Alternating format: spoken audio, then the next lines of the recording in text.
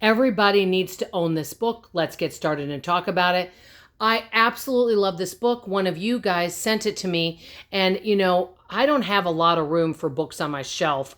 So I have a very small bookshelf. So I have to kind of be, cautious of how many books I bring in that are keepsake books, okay? For example, a lot of fiction books for me, even though I like them, there's a couple fiction books I'd like to have because they are my favorites. But in all honesty, besides that, a lot of books are not what I call keepsake books, but this is don't sweat the small stuff. And I have to tell you, every day, this is what I love.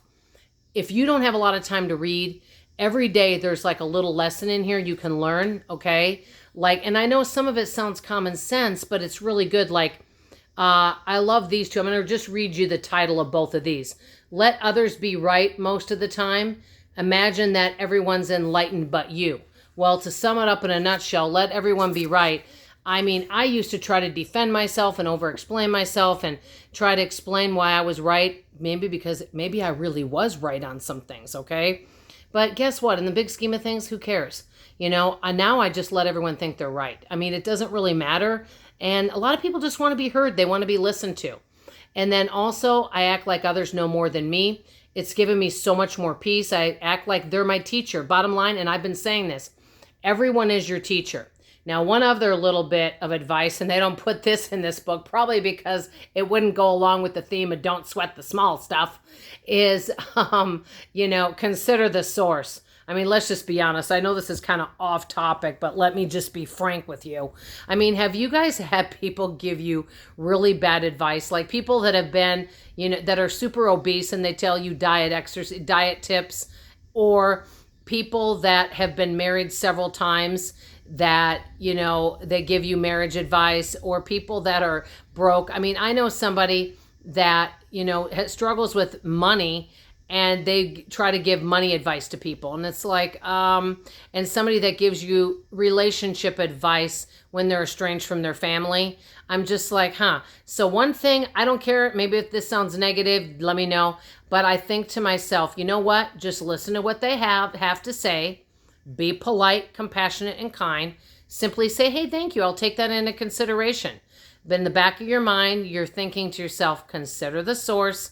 Where are you getting this information from? Is this information valuable? Is this something? And sometimes even people that aren't, maybe people that have gone down the wrong path, maybe they've learned from it and you might learn from them. So I'm kind of looking to it as, hey, everybody has something to share. Everybody has something to teach.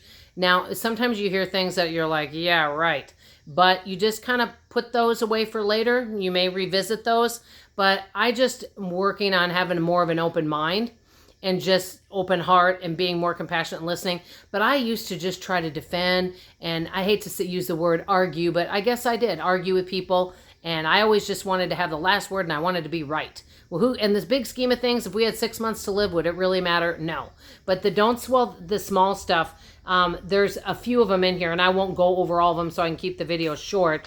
But I think reading one of these every day, there's 100 of them, and then starting back on day one, it really does help us. Like, don't sweat the small stuff. One of them might be, tell 3 people today how much you love them. Practice humility. Become a less aggressive driver. Relax. Turn your melodrama into melodrama.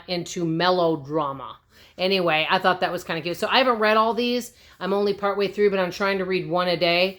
But if you can get this book on clearance as a keepsake, maybe at a library or something like that. It's a New York's bestseller. Don't sweat the small stuff, and it's all small stuff. Simple ways to keep the little things from taking over your life.